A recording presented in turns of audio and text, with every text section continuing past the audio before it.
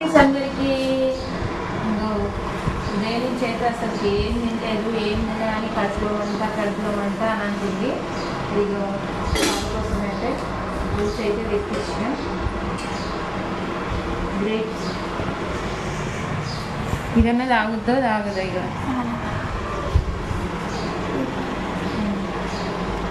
ఇదన్నా ఏ తినట్లేదు, ఏ తాగట్లేదు. అసలు నాకైతే మస్తు టెన్షన్ అనిపిస్తుంది. నవ్వుతున్నావు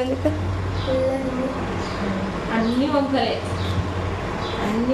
మరి ఫుల్గా ఉంటుందో తీయ ఉంటుంది. నువ్వే చెప్పినావు అదే కావాలంటే